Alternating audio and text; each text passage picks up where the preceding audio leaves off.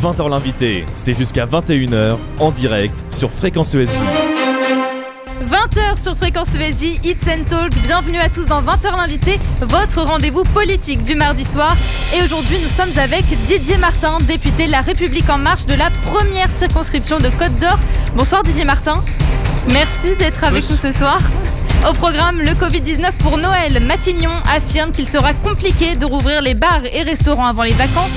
La question se pose également pour les petits commerces pour qui la période de Noël est essentielle. On fera un point économique juste après avoir évoqué les mesures sanitaires.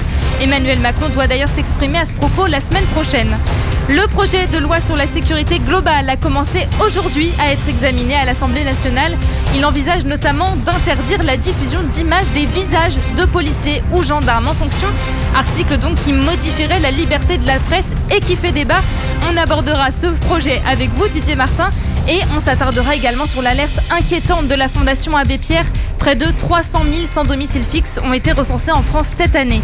N'hésitez pas à réagir et à poser vos questions à Didier Martin sur nos réseaux sociaux. Pour ça, un hashtag Fréquence ESJ que vous pouvez utiliser sur Twitter ou sur notre page Facebook. 20h l'invité en direct jusqu'à 21h avec Didier Martin. C'est parti. Didier Martin, dans quelques minutes, on s'arrête sur votre parcours pour un peu mieux vous connaître.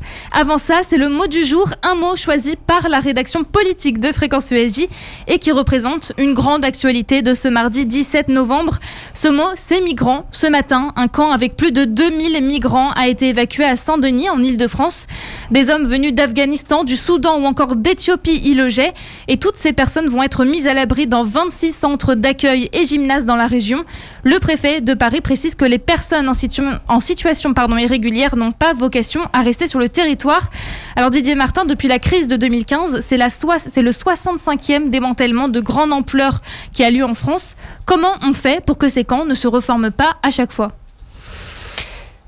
Tout d'abord, je crois que la première idée, c'est de veiller à l'entrée sur le territoire de l'Union européenne.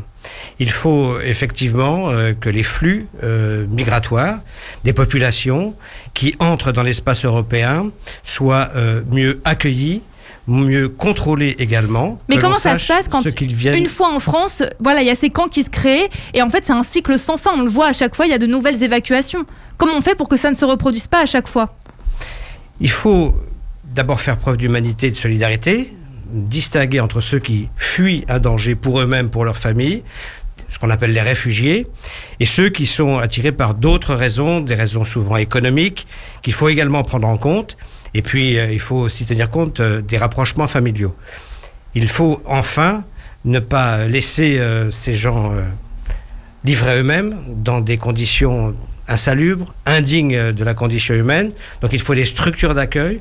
Et je crois que l'opération de ce matin qui a été décidée vise à les réinstaller dans des structures où ils peuvent être d'abord plus confortablement installés et puis où leur situation doit être examinée au cas par cas. Merci Didier Martin. 20h l'invité, en direct jusqu'à 21h sur Fréquence ESJ. Didier Martin, comme on le disait, on aborde votre parcours avant de s'attaquer au sujet d'actualité. Vous débutez à Dijon, aussi bien en politique qu'en médecine. Bonsoir Axel Rebaud. Bonsoir Manon Blangis. Didier Martin, bonsoir. Vous avez 64 ans, vous êtes député de la première circonscription de la Côte d'Or. C'est une région que vous connaissez très bien puisque vous y avez grandi à Dijon et vous avez aussi fait votre scolarité là-bas, du collège au lycée, ainsi que vos études supérieures. Vous avez 19 ans quand vous intégrez la faculté de médecine de Dijon. Devenir médecin, c'est très tôt devenu une vocation pour vous, Didier Martin ? Oui, j'avais envie de m'intéresser aux sciences humaines et puis j'ai été conseillé par un enseignant qui m'a dit c'est pas difficile pour faire ce que tu veux faire, il faut faire médecine, puis psychiatrie, puis psychanalyse. Et comme un peu inconscient des échéances, je me suis engagé dans cette voie et finalement c'est pas du tout ce que j'ai fait. J'ai fait de la pédiatrie, j'ai fait de la radiologie, j'ai fait de la neurologie pour me consacrer à la radiologie de la tête et du cou, du cerveau, ce qu'on appelle la neuroradiologie, qui est une science importante, une technique importante, puisque c'est le traitement aujourd'hui des accidents vasculaires cérébraux.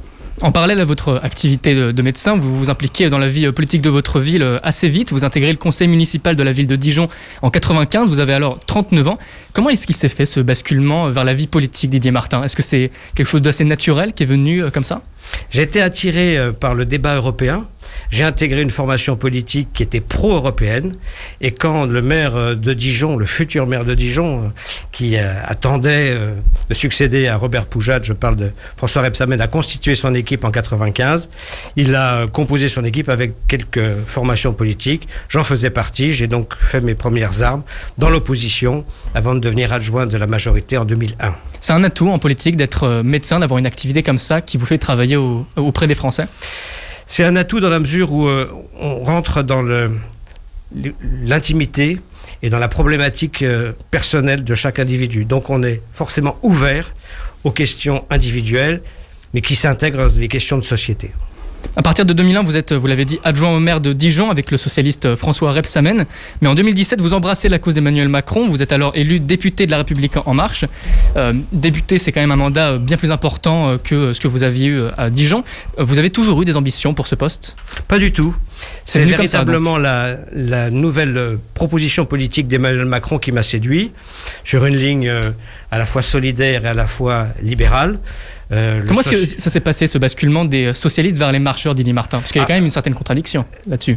À mon sens, non, parce que d'abord, je n'appartenais pas au Parti socialiste. J'étais dans la famille des radicaux, c'est-à-dire une famille qui, d'un point de vue économique, est plutôt socio-libérale. Vous n'avez jamais été à gauche comme François Rebsamen?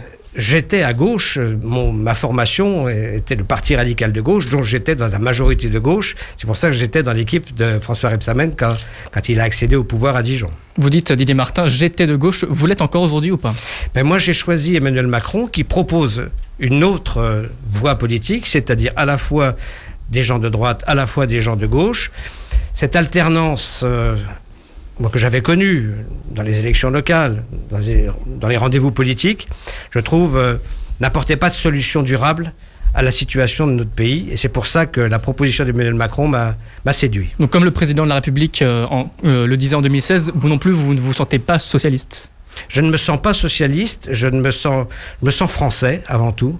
Et je me sens pour mettre mon expérience au service d'une majorité pour transformer dans le sens de la liberté, dans le sens de la solidarité de notre société. En 2017, Didier Martin, peu de temps après avoir été élu député, vous avez été convoqué par la police. Une collaboratrice de l'Office du tourisme de Dijon où vous travailliez, vous accusez de l'avoir licencié parce qu'elle affirmait que vous utilisiez votre carte professionnelle, donc de l'argent public, pour des achats privés. À l'époque, vous avez crié au complot politique organisé par vos adversaires. C'était qui vos adversaires politiques, Didier Martin? Tout ça est intervenu quelques semaines avant mon élection de député. Je pense que là, il y avait une rancœur personnelle et on m'a accusé injustement. Donc, j'ai été, comme tout citoyen, convoqué pour m'expliquer. Je me suis expliqué, tout a été classé sans suite. Donc tout ça n'était qu'un tissu de mensonge? Je pense que c'était un rideau de fumée qui était mis devant moi et puis une agitation politique stérile avec, évidemment, comme à chaque fois qu'il y a une partie à jouer, des opposants qui voulaient me barrer la route. Est-ce que vous êtes favorable à rendre les dépenses des élus publics visibles par tous, Didier Martin? Absolument. D'ailleurs, l'association que je présidais était contrôlée à la fois par un expert comptable, à la fois par un commissaire aux comptes, et tout était absolument transparent. C'est pour ça qu'aucune suite n'a été donnée à cette calomnie. Merci Didier Martin. 20h l'invité, en direct jusqu'à 21h sur Fréquence ESV. Bonne nouvelle dans cette crise du Covid-19, le nombre de nouveaux cas positifs en 24 heures ne cesse de diminuer en France ces derniers jours.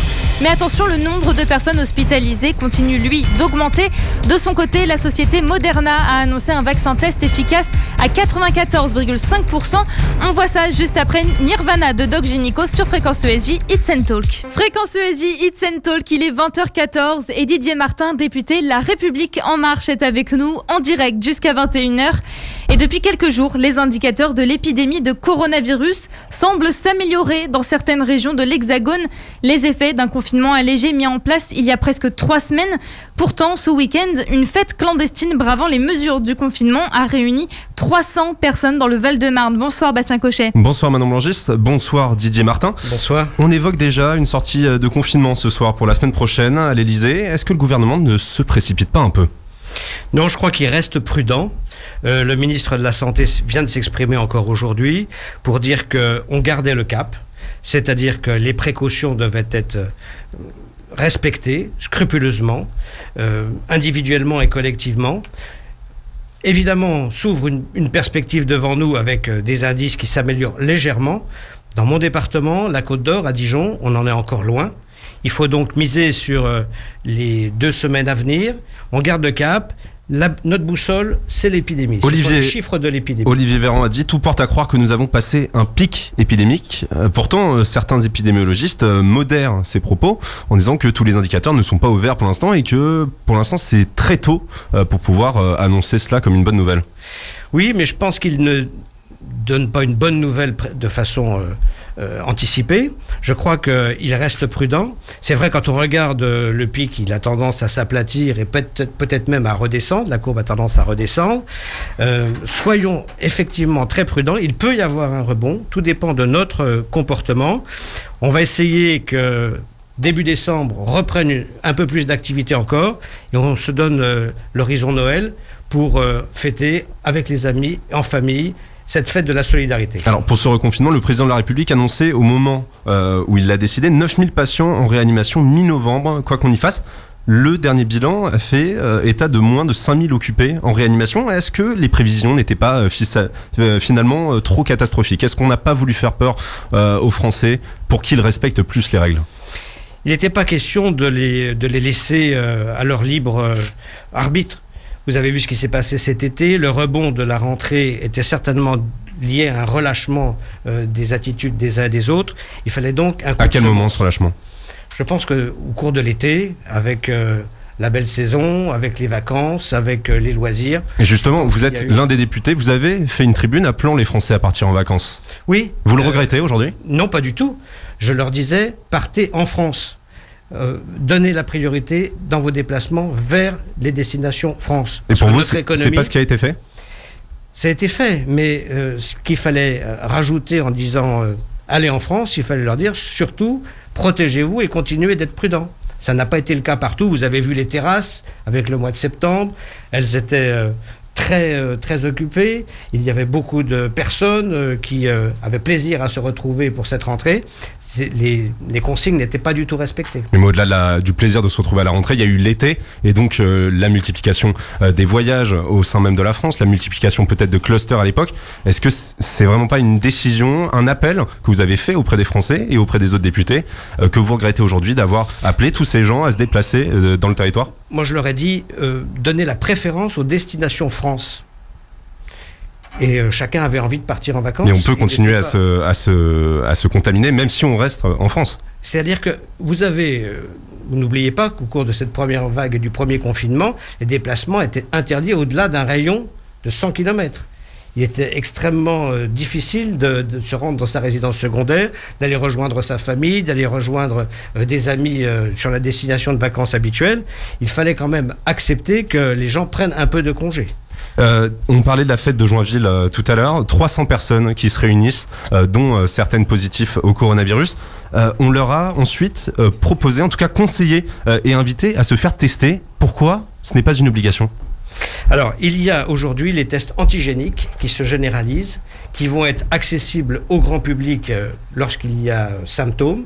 Ce sont les pharmaciens, ce sont les infirmiers, ce sont les médecins qui peuvent les réaliser.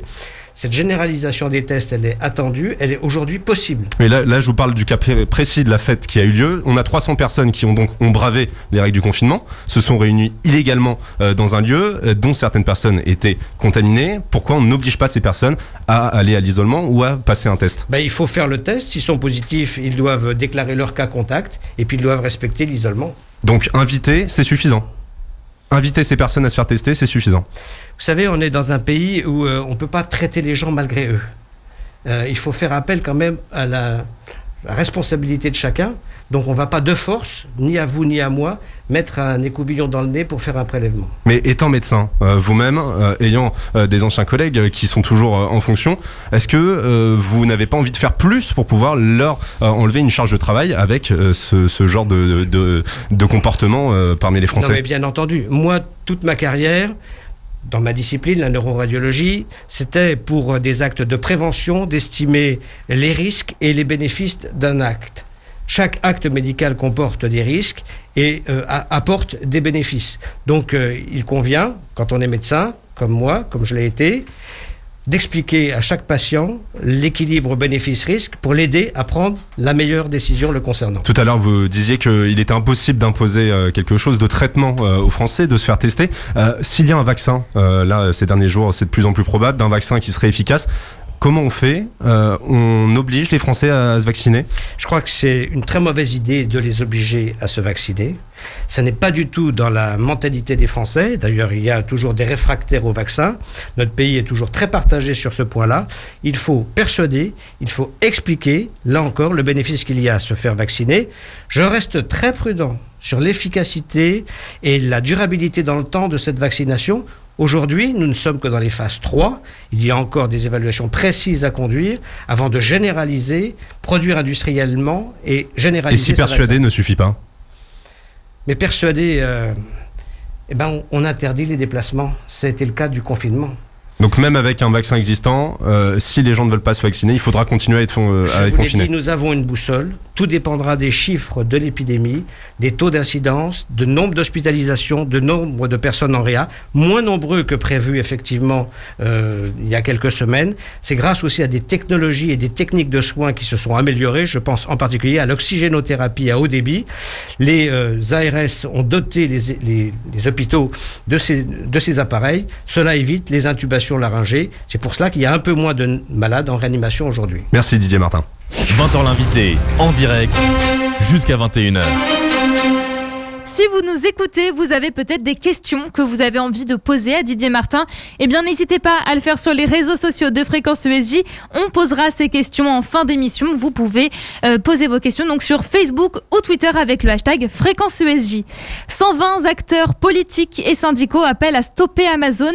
Ils demandent au gouvernement de taxer la firme américaine pour redistribuer cet argent aux commerces les plus affectés lors de la crise.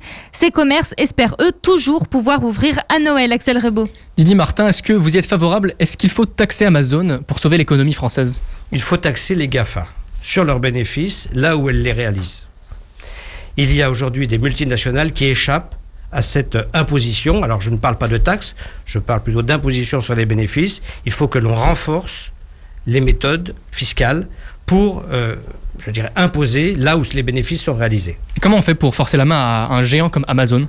Eh bien, on discute aussi et on persuade, parce que nous sommes un marché important, c'est le marché européen, le marché français également un marché important.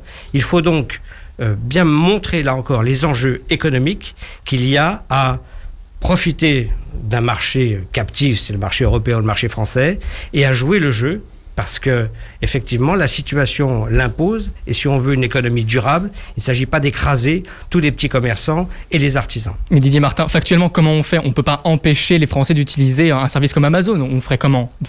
Comment on fait pour priver Amazon du marché français, si tant est que ça serait suffisant pour les faire plier? Regardez l'exemple du Black Friday, qui est vraiment un point de cristallisation de la colère des petits commerçants. Toute la campagne de publicité qui était engagée pour le Black Friday, après négociation au niveau ministériel avec les responsables, elle a été volontairement arrêtée. Les chiffres de l'épidémie, eux, sont en légère baisse. Le ministre de la Santé affirme qu'on est sur la bonne voie. Est-ce que ce n'est pas le signe, justement, que les Français prennent les gestes barrières au sérieux et qu'on peut à nouveau ouvrir le pays entièrement, Didier Martin? Les Français se sont montrés tantôt disciplinés, tantôt relâchés, parce que c'est dans notre mentalité d'être un pays où on célèbre les loisirs, la culture, où le plaisir de vivre, l'art et le plaisir de vivre. Et moi, dans ma région Bourgogne, avec la bonne chère, avec la culture, on est très sensible à cet argument-là. Il faut trouver à la fois cet équilibre entre l'art de vivre, le plaisir de vivre, et ce qui doit s'imposer à nous. Concrètement, Didier Martin, est-ce que vous voulez rouvrir le pays, oui ou non, aujourd'hui? Ouvrir le pays, c'est une décision qui doit se prendre au niveau européen. Mais sur le plan français, puisque on est en France, Emmanuel Macron décide du confinement français. Est-ce que oui ou non, il faut le poursuivre jusqu'en 2021 actuellement, ou est-ce que vous pensez qu'on peut l'arrêter dans les prochaines semaines? Aujourd'hui, les attestations sont encore indispensables. Il n'est pas question de les supprimer, même si au mois de décembre, on arrive à libérer un peu le commerce de centre-ville. Mais Didier Martin, vous êtes médecin, qui plus est à la Commission des affaires sociales à l'Assemblée nationale. Vous appelez, est-ce que vous avez quelque chose à demander au président de la République? Vous appelez le gouvernement à faire quoi vis-à-vis de cette situation?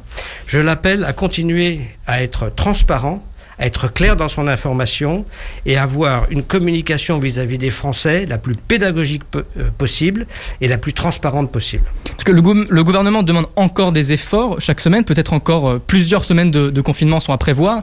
Qu'est-ce que vous répondez, Didier Martin, aux milliers de Français qui disent « Moi, encore 2 semaines, peut-être 1 semaine de confinement et c'est fini, je dois mettre la clé sous la porte ». Je leur souhaite que eux-mêmes et leurs familles ne soient pas frappés par l'épidémie. Je leur demande de réfléchir. Ils sont aujourd'hui, si vous pensez aux commerçants, ils sont en train d'élaborer des techniques de vente avec des rendez-vous sur Internet. Le click and collect, par ailleurs, existe dès maintenant. Il y a des place market que les villes, que les collectivités et les drives que les villes et les collectivités mettent à disposition, qui permet aux commerçants de déposer des produits. Vous parlez, Didier Martin, du click and collect, mais là encore, la plupart des Français utilisent juste Amazon. Ils le font déjà, ils le font davantage durant le confinement. Ça donne absolument aucun intérêt à Amazon de discuter avec nous pour augmenter leurs taxes. On est un peu dans une impasse là. Bien, vous savez... Parce que c'est bien beau de dire c'est dur d'avoir 20 ans en 2020, c'est dur d'être commerçant en 2020, mais concrètement, qu'est-ce qu'on fait pour ces gens-là ? Ce service commercial que vous citez, Amazon, je le cite avec vous, profite également à des PME, profite également à des petits commerces qui en ont besoin. Il ne faut pas l'oublier ça, ce n'est pas les seuls. Je pense que La Poste en France peut également offrir un service public de distribution. Je vous parle des drives mis en place dans les villes. Je vous parle des place market qui sont des places de vente qui doivent rapidement se transformer de vitrines commerciales en lieux d'achat en ligne. 10 millions de pauvres, soit un Français sur 7, c'est le seuil dramatique que franchira cette année la France selon l'association le Secours catholique. On a de plus en plus de témoignages sur les réseaux et même aux infos, des commerçants, même des entrepreneurs qui se retrouvent aujourd'hui à devoir manger au Resto du Cœur. Didier Martin, comment est-ce qu'on inverse la tendance ? Comment est-ce qu'on peut les empêcher littéralement de mourir de faim, ces gens-là ? Alors, j'espère que personne ne va mourir de faim ni de froid. Parce que là, dans concrètement, notre pays. c'est ce qu'on voit. On a encore de plus en plus de personnes dans les rues qui n'ont plus à manger. On en parlera plus tard. Non, je crois que vous devez aussi mentionner les maraudes, toutes les organisations de secours. Je crois qu'effectivement, personne ne doit mourir de faim ni de froid dans notre pays. Ça, c'est un principe de base. Mais comment on fait lorsque les commerces restent fermés ? Aggravés par précipités dans des situations très précaires par la crise. Je crois que les mécanismes à court terme et d'urgence, les mesures d'urgence sont mises en place. Et puis, il y a les mesures à long terme qui doivent permettre que ce soit les jeunes pour la réinsertion professionnelle, pour l'alternance, que ce soit les étudiants qui ont perdu leur petit job et qu'on doit accompagner pour retrouver un job dans un Crous, dans une BU. Que ce soit le ticket universitaire de Resto U à 1 euro, que ce soit l'allocation exceptionnelle de 150 € pour ce mois qui vient parce qu'effectivement ils sont boursiers, parce qu'ils ont la PL, parce qu'ils ont perdu leur job. Bref, il y a des mesures d'urgence qui permettent cela. Quant aux sans-abri, nous venons de voter dans le projet de loi de finances. On va en discuter justement dans quelques instants. Merci Didier Martin. 20h l'invité, c'est jusqu'à 21h en direct sur Fréquence ESJ. La diffusion d'images où l'on voit l'identité d'un policier ou d'un gendarme en action pourrait bientôt être punie. Dans moins de 3 minutes, on aborde ce projet de loi de sécurité globale, un projet controversé au sein même de la majorité. Juste avant, c'est Flou d'Ajar sur Fréquence ESJ, It's and Talk. 20h31 sur Fréquence ESJ, It's and Talk. Bonsoir si vous nous rejoignez. Notre invité ce soir est Didier Martin, député LREM de la Côte d'Or. Et aujourd'hui commençait justement à l'Assemblée nationale le débat d'un des projets de loi les plus controversés de ces dernières années, la loi de sécurité globale, interdiction de diffuser des images où l'on voit le visage de policiers pour porter atteinte à leur intégrité physique ou psychique, surveillance par drone. Le texte est loin de faire l'unanimité, même au sein de la majorité. Ce soir, une manifestation avait d'ailleurs lieu devant l'Assemblée nationale contre le texte. Bastien Cochet. Didier Martin, comment est-ce que vous avez défendu ce texte cet après-midi à l'Assemblée nationale ? Eh bien déjà, en corrigeant certaines erreurs. Lesquelles ? On se focalise sur l'article 24 que vous avez cité en disant interdiction de diffuser les images des policiers. Il faut rétablir la vérité, ce n'est pas cela qui est inscrit dans le texte. Ce qui est inscrit, c'est l'utilisation des images à des fins malveillantes. lorsqu'un policier est identifiable, un policier, un gendarme, demain un vigile, un agent de sécurité... Oui, mais vous comprenez bien que policier... toute la question qui réside autour, c'est comment est-ce qu'on fait la limite entre l'intention ou pas de nuire? Eh bien, c'est le juge qui a fait la limite. C'est-à-dire que le droit de filmer, le droit de diffuser, il est parfaitement respecté. Que ce soit un journaliste, un professionnel, que ce soit un particulier, chacune a le droit de filmer et de diffuser. Donc pour vous, vous nous le dites, ça ne changera absolument rien sur les faits. On pourra toujours continuer à filmer ou à diffuser. Ce sera ensuite, s'il y a des répercussions sur les réseaux, que là, il y aura sanction? Absolument. C'est ceux qui, à partir d'images diffusées, mises en public, parce que c'est ça le pouvoir de la démocratie, c'est-à-dire de contrôler, y compris les forces de l'ordre, y compris tous les services publics, en direct. C'est le métier aussi, c'est votre métier de journaliste, que de contextualiser les images que vous recevez, vérifier bien entendu, contextualiser, expliquer et apporter effectivement un éclairage complet. Oui, mais au-delà des journalistes, si par exemple quelqu'un qui participe à une manifestation veut filmer des policiers et simplement filmer la manifestation, où est-ce qu'on pourra alors décider si oui ou non il y a eu la volonté de porter atteinte physiquement ou psychiquement? C'est vraiment ce côté psychique qui est compliqué à comprendre et à bien préciser. Alors, pour être très clair, tout citoyen qui a un appareil d'enregistrement, et avec les smartphones aujourd'hui, chacun peut faire. Donc chacun est autorisé à filmer, y compris des scènes d'interpellation, et les diffuser, ça ne pose aucun problème. Et alors, ce qui est interdit en France, pas de floutage des visages, c'est la liberté, ce que nous interdisons, c'est la liberté d'appeler au viol des policières, d'appeler au meurtre des policiers, et que les enfants des policiers soient pris, je dirais, à témoin. Vous avez aujourd'hui des forces de l'ordre qui disent à leurs enfants « Je te supplie de ne pas révéler mon métier ». C'est tout à fait intolérable. Et pour vous, est-ce qu'il faut aller encore plus loin, comme Gérald Darmanin le demande, avec le floutage des visages des policiers? Ce n'est pas dans le texte. Je rappelle que c'est un texte de la majorité. Mais Gérald Darmanin le souhaite. Il s'exprimera, il est dans son rôle, il a peut-être des propositions à faire. Dans le texte de la majorité que nous portons, le floutage des visages n'est pas inscrit. Donc pour vous, le texte tel qu'il est ne pose aucun problème. C'est juste une mauvaise compréhension du public. Je crois qu'il faut le dire et répéter. Chacun, journaliste, citoyen, aura le droit de filmer et de diffuser, aura même le droit d'interpeller le procureur de la République s'il juge que les actes contreviennent à ce qu'il doit être fait. Donc ça, c'est une liberté complète. Ce qui sera interdit, c'est d'utiliser ces images, en particulier sur les réseaux, pour appeler à la violence, pour atteindre à l'intégrité physique et psychique, en particulier des policiers, des gendarmes. Didier Martin, vous reconnaissez l'ONU comme une institution sérieuse? Ben, évidemment.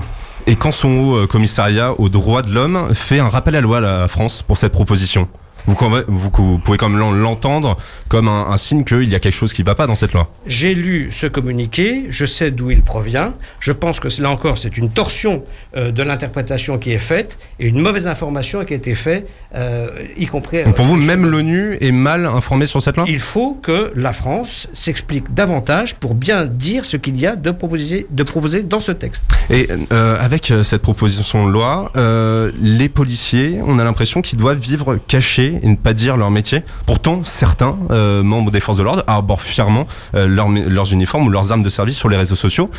Les policiers, c'est vraiment la seule manière de les aider à mieux vivre leur métier? Aujourd'hui, certains policiers sont dans la détresse, sont dans la peur. C'est vrai. Ils sont armés pour se protéger en cas de nécessité, pour riposter une agression de façon proportionnée. Ceux qui arborent leurs armes, comme vous le dites, moi je n'ai pas vu ces images-là, ne sont pas dans le rôle qu'on attend d'eux. Pour vous, vous ne pensez vraiment pas que cette loi va aider certains policiers qui déjà pouvaient le faire, de dire à des manifestations qu'ils n'ont pas le droit de filmer? C'est des scènes qui ont été repérées par de plusieurs médias, des compilations où des forces de l'ordre disent qu'ils n'ont pas le droit d'être filmés, que les manifestants n'ont pas le droit de les filmer alors qu'ils sont en service, ce qui est totalement faux. Si tel était le cas, ils se tromperaient. Et c'est une des professions d'agent public qui est la plus contrôlée, qui est aussi la plus sanctionnée lorsque des dérapages et des violences non appropriées sont exercées. Donc ceux qui, parmi eux, qui diraient ce que vous venez de dire, c'est-à-dire interdiraient de filmer, contreviendraient à la loi. Et vous n'avez pas peur non plus qu'il y ait de fausses déclarations des forces de l'ordre sur l'atteinte de leur intégrité physique ou psychique dans, par exemple, le livre Flic de Valentin Gendreau qui a fait beaucoup de bruit ces dernières semaines. Il a infiltré pendant 2 ans un commissariat, il a enregistré des policiers en train de falsifier des déclarations. Là, c'est des preuves, c'est des enregistrements. Pourquoi on n'aurait pas la même chose sur l'intention ou non de nuire de certains manifestants? Moi, je respecte et je crois au journalisme d'investigation. Si de tels comportements ont eu lieu, ils doivent être dénoncés, ce qu'il fait publiquement, et doivent être sanctionnés. Et à aucun moment vous n'avez peur avec ce test qu'il y ait des dérives? C'est pour ça d'ailleurs que l'identification avec le système RIO des policiers sera toujours une façon, en cas d'enquête de l'inspection générale de la police ou de la gendarmerie décidée, ce numéro d'identification permettra toujours de reconnaître, même si son visage n'est pas visible, l'auteur des faits qui sont jugés anormaux. Concernant le volet sur la surveillance par drone, vous êtes aussi pour cet aspect de la loi. Vous êtes de ceux qui pensent que si on n'a rien à se reprocher, on ne devrait pas avoir peur d'être surveillé, d'être filmé? On doit respecter la vie privée. Chaque personne, que ce soit un médecin à qui on confie de secrets, que ce soit un avocat, que ce soit un policier qui rentre dans l'intimité des gens, doit respecter scrupuleusement cette intimité. Et moi, je défendrai toujours cet aspect-là. Merci Didier Martin. 20h l'invité, en direct, jusqu'à 21h. 20h l'invité est aussi sur YouTube. Vous pouvez retrouver toutes les émissions sur la chaîne Fréquence ESJ et même en images évidemment puisque tout est filmé. La France compte aujourd'hui 300 000 sans-abri. C'est le dernier rapport alarmant de la Fondation Abbé Pierre. Le délégué général de l'association affirme que le nombre de personnes sans domicile fixe a doublé depuis 2012. Axel Rebaud. Je ne veux plus d'hommes et de femmes dans les rues, c'était les mots d'Emmanuel Macron en 2017 lors de sa campagne présidentielle. On en est où, Didier Martin ? On en est à améliorer les choses sans avoir complètement résolu. Il faut effectivement que les centres soient plus nombreux. C'est ce que nous avons voté dans le projet de loi de finances. Nous allons passer de 400 à 700 centres d'accueil pour les sans-abri. Nous allons mettre également des places prioritaires, 1500 places pour les femmes qui sortent de maternité pour ces places d'hébergement. Nous allons renforcer les moyens de la banque alimentaire. Je vous parlais tout à l'heure des maraudes des différentes associations pour secourir sur le terrain, mais il y a aussi les banques alimentaires. L'État a voté 150 millions supplémentaires pour les banques alimentaires. Donc ce secours alimentaire, il interviendra. Et puis d'autres mesures en faveur du logement, en faveur des transports et de l'insertion. Là, on est dans les mesures à long terme. Vous parlez, Didier Martin, des maraudes mises en place par les associations. Ça veut dire qu'aujourd'hui, l'État en lui-même ne peut pas seul subvenir aux besoins de logement de sa population? Il n'a jamais été capable de faire cela. Il y a toujours eu des associations pour effectivement secourir. Nous avons besoin des bénévoles. Nous avons besoin des bénévoles. Parce que vous parlez de chiffres comme 400 nouveaux centres, 7000 nouvelles places, mais aujourd'hui on parle de 300 000 personnes qui seront dans la rue très prochainement. Comment on fait avec un tel essor de personnes sans abri aujourd'hui? Eh bien d'abord, il faut les moratoires sur les expulsions des logements. Ça c'est certain, et c'est le cas. C'est mis en place et c'est renforcé dans cette période de crise sanitaire et économique. Vous voulez une prolongation de la trêve hivernale? Oui, éventuellement. Nous verrons dans quelle situation, et ça dépend aussi des conditions de la saison, de la saisonnalité, mais éventuellement il faut, parce que cette crise aggrave les inégalités, aggrave la précarité, il faut effectivement renforcer les mesures de protection et d'urgence. Est-ce qu'aujourd'hui le mal-logement c'est une priorité au sein de LREM? Parce qu'on n'a malheureusement pas vraiment l'impression vu de l'extérieur.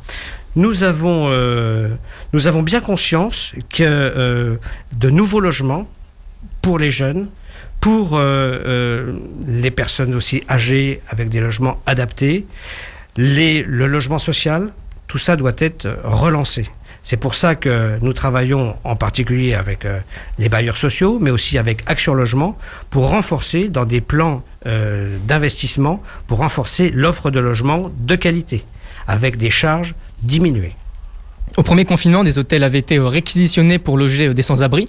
On voit là malheureusement que ce n'est pas suffisant.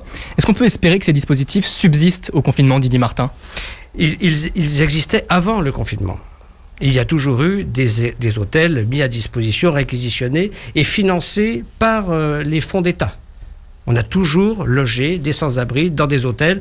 Alors il faut aussi que la dignité soit respectée, que le confort minimal soit respecté. Il ne s'agit pas d'entasser 4 personnes dans une chambre exiguë. Hélas, ces marchands de sommeil, ils existent, il faut lutter contre. Et le gouvernement, il a les moyens de poursuivre ces actions, ces aides économiques. Il va pouvoir continuer. Nous le faisons à travers la loi. Nous le faisons aussi avec les mesures sociales qui sont renouvelées et amplifiées. Le délégué général de la Fondation Abbé Pierre, Christophe Robert, demande à anticiper la bombe à retardement que va être l'expulsion d'autant de monde le 1er avril 2001. Vous parliez de potentiellement allonger la trêve hivernale qui s'arrête le 1er avril 2021. Est-ce que c'est une solution qui est abordée au sein de La République En Marche ? Est-ce qu'elle est partagée par certains de vos collègues ? Ce qu'il faut, c'est que chacun trouve un habitat digne, salubre, en rapport avec ses moyens. Et comment on fait ça ? Eh bien, il faut déjà reprendre, je dirais, la solvabilité des résidents avec leurs revenus, avec l'augmentation de leurs revenus, les allocations, les primes familiales. Ce ne sont pas que des individus isolés. Il faut aider les familles, il faut aider les familles monoparentales, il faut aider les gens avec la prime d'activité pour avoir des revenus supérieurs de façon à effectivement ne pas être en situation de se faire expulser. L'État, lui, finance aujourd'hui 157 000 places d'hébergement d'urgence de plusieurs types. On le voit malheureusement, 300 000 personnes dans les rues, c'est donc 2 fois plus que ces logements. Est-ce qu'on va pouvoir vraiment supporter ce choc ou est-ce qu'on va vraiment se retrouver avec 2 fois plus de personnes dans les rues et aucun moyen Vous savez, le chiffre de 300 000 que vous répétez, il faudra... C'est une prévision.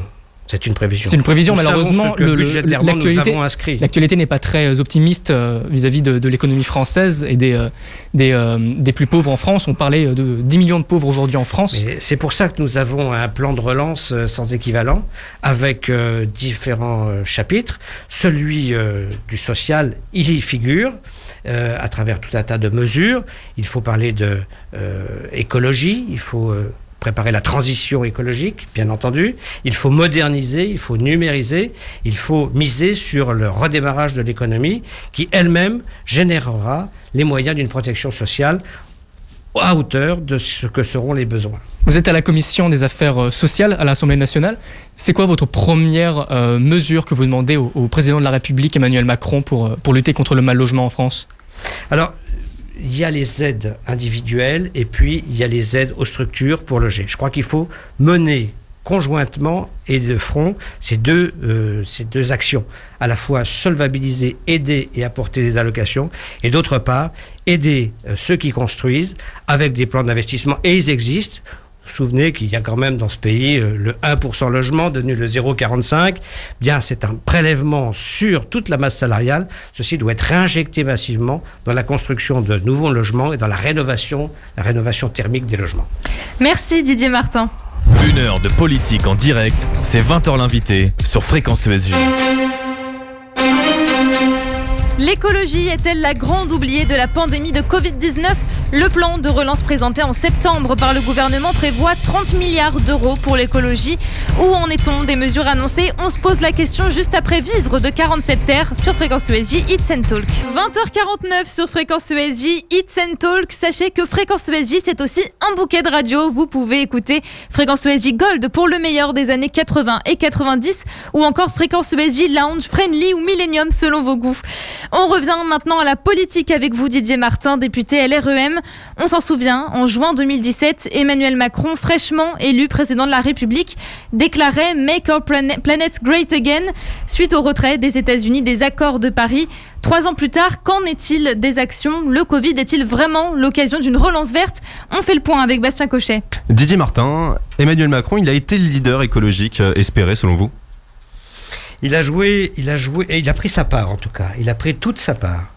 Y compris en reprenant le slogan que vous venez de citer, par rapport à la plus grande puissance mondiale, par rapport à un slogan présidentiel, « Make our planet great again ».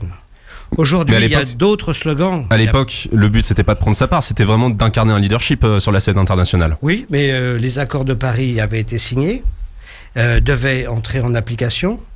Il a décidé, par exemple, d'interrompre les négociations sur le Mercosur parce que l'Amazone continuait d'être dévastée par une politique désastreuse. Il a incité effectivement l'Europe à prendre des mesures collectives au niveau de l'écologie. Il faut bien comprendre que l'écologie punitive, quand il s'agit de taxer, souvenez-vous de la taxe carbone. Mais quelles mesures, selon vous, ont marqué depuis ? Aujourd'hui, il faudrait prendre secteur par secteur. Soyons un peu méthodiques. Si on prend l'agriculture, si on prend l'industrie, si on prend les logements, les transports, le mix énergétique, dans chaque chapitre, il y a des mesures qui sont adaptées. En ce qui concerne l'agriculture, par exemple, il faut accompagner la constitution, l'installation de l'agroécologie, c'est-à-dire changer à terme les pratiques culturelles et voir aujourd'hui si les pratiques qui présentent un risque. Mais là, on est au niveau national. Là, on parle du leadership et l'écologie est un problème mondial. Quelles avancées on a fait depuis 2017 avec Emmanuel Macron à la tête de ce Make Our Planet Great Again? Eh bien, je vous dis, sur l'industrie, nous avons un plan de relance, vous l'avez cité, à 30 milliards d'euros. Une des actions, il y a la modernisation, bien entendu, il y a la relocalisation, mais il y a la décarbonation de notre industrie. La fermeture de Fessenheim, si on prend le chapitre énergétique, c'est la première réalisation concrète de ce qui était envisagé, puis repoussé, puis repoussé. Ça ne se fait pas sans difficulté. Il y a des centaines, il y a parfois des milliers d'emplois à la clé. Et avant de Pour vous, la fermeture d'un réacteur nucléaire qui fonctionnait encore, c'était l'une des priorités ? C'était un geste très symbolique de sortir progressivement du nucléaire, comme de décider d'interrompre l'aéroport de Notre-Dame-des-Landes était une décision qui a été difficile à prendre. On savait qu'on allait faire des mécontents parce que, y compris localement, il y avait une attente de développement économique. Il faut avoir le courage de prendre des décisions fermes dans une direction. Donc, par exemple, non à l'avion, oui au rail. Une sortie complète du nucléaire, pour vous, c'est un des axes à suivre ? C'est quelque chose qui peut se programmer dans le temps. Le nucléaire français a permis l'indépendance énergétique de la France, a permis son industrialisation. Il faut aujourd'hui prévoir d'autres sources d'énergie. On les connaît. Il y a des recherches importantes et des applications dès maintenant sur l'hydrogène, par exemple. Il y a tout le programme éolien offshore et sur le territoire.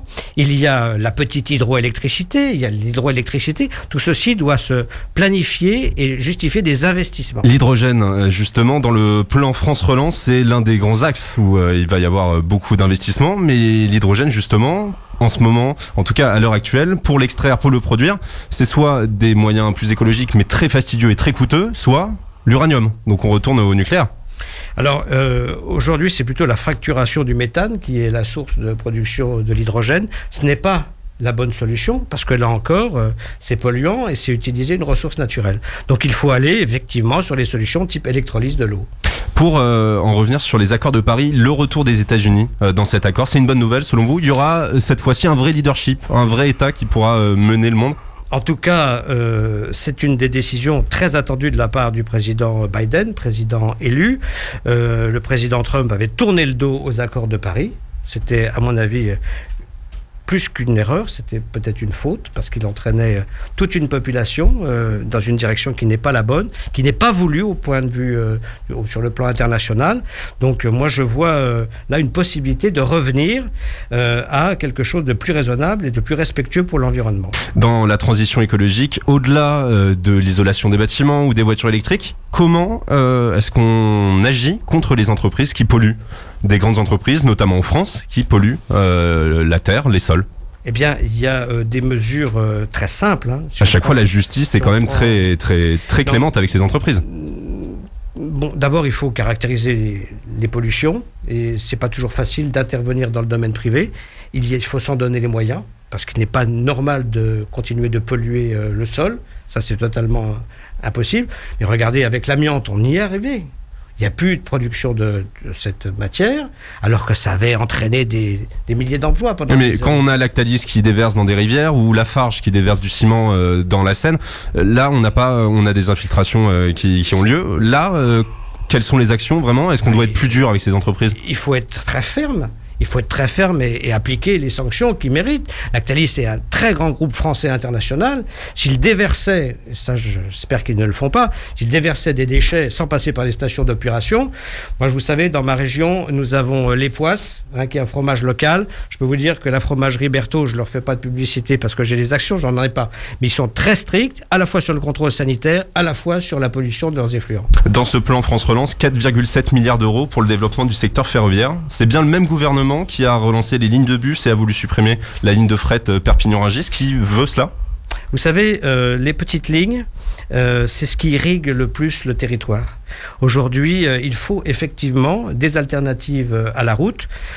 Les fameux bus Macron, répondaient à une urgence sociale et à une absence de desserte, parce que tout le monde ne peut pas prendre le TGV. Quand on va de Dijon à Paris, ça coûte cher. Alors que les bus, quand ils ont été mis en place, ça permettait d'aller à Paris pour moins de 20 €. Eh bien, il y a des gens qui ne pouvaient pas faire autrement que de prendre les bus. Merci Didier Martin. 20h l'invité, en direct, jusqu'à 21h. 20h l'invité, c'est bientôt terminé. Il nous reste quelques minutes avec vous, Didier Martin, pour faire l'agenda politique de la semaine. Et demain marque le début de l'activation du réseau 5G en France. Les opérateurs pourront allumer leurs premiers émetteurs. L'ARCEP, le régulateur des télécoms, prévient tout de même que cela devrait arriver un peu plus tard, entre le 20 et le 30 novembre. Des autorisations techniques doivent encore être obtenues, mais chaque opérateur doit également prévenir les villes qui seront concernées par la 5G. Didier Martin, c'est définitif. On ne peut plus revenir en arrière sur la 5G. Est-ce qu'aujourd'hui, vous pouvez affirmer qu'il n'y a aucun risque ni pour l'environnement ni pour la santé avec ce déploiement ? Moi, je l'affirme, à condition de respecter certains périmètres et certaines installations sensibles. On pense aux écoles en particulier. Mais il n'y a pas encore eu de rapport qui montrait justement si la 5G était inoffensive. Les rapports ont été faits, initiaux, qui permettent le déploiement, mais je crois qu'il faut installer une évaluation et un suivi dans le temps. Jeudi, la Cour d'appel de Paris rendra sa décision sur la suspension de l'opération de rachat par le groupe Veolia des parts de Suez, des parts détenues par le groupe Engie. Le 5 octobre dernier, l'achat avait été conclu. L'opération est depuis gelée tant que les comités sociaux et économiques de Suez n'ont pas été informés et consultés par Veolia. Alors pour rappel, Veolia et Suez sont les deux principales entreprises de traitement de l'eau et des déchets en France. Veolia s'est d'ailleurs engagé à déposer une offre de rachat complète sur Suez. Didier Martin, est-ce que l'État a encore son mot à dire dans cette affaire ? Personnellement, je ne vais pas parler à la place de l'État. Personnellement, je n'étais pas favorable à ce rachat. Non. Pourquoi ? Parce que je pense que la concurrence, en particulier dans les collectivités locales, elle doit être maintenue entre deux opérateurs, qu'elle est saine et qu'elle permet d'améliorer et la qualité et de garder des prix compétitifs. Alors je rappelle que l'État juste est principal actionnaire d'Engie, donc aurait pu quand même faire pression n'est sur pas principal actionnaire, est actionnaire et s'est exprimé. Et aujourd'hui, je crois qu'il y a une procédure normale judiciaire. Elle doit aller jusqu'au bout pour valider cette transaction qui reste une transaction entre deux groupes privés. Alors dernière question, on en a sélectionné une au cours de l'émission d'une auditrice sur Facebook. Christelle a écrit: les Français vous connaissent très peu, voire pas du tout, Didier Martin. Est-ce que c'est parce qu'il est difficile d'exister parmi les députés LREM aujourd'hui ? Moi, je ne cherche pas à exister et être connu par toute la France.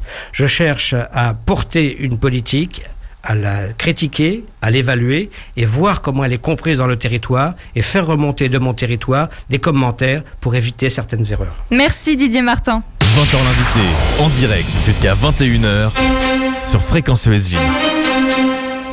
20h l'invité, c'est déjà terminé. Merci à tous de nous avoir suivis, d'avoir été avec nous.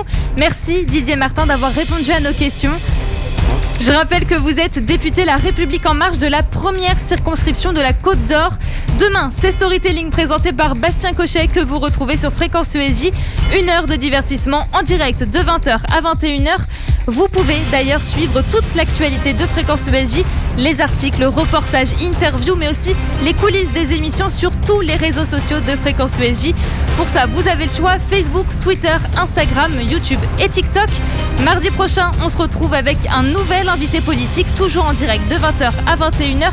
Sachez d'ailleurs que vous pouvez retrouver toutes les émissions 20h l'invité et Storytelling en podcast sur toutes les plateformes comme Spotify, Deezer ou encore Apple Podcast, mais aussi en vidéo sur la chaîne YouTube de Fréquence ESJ. 21h sur Fréquence ESJ. Passez une très bonne soirée. 20h l'invité, c'est jusqu'à 21h en direct sur Fréquence ESJ.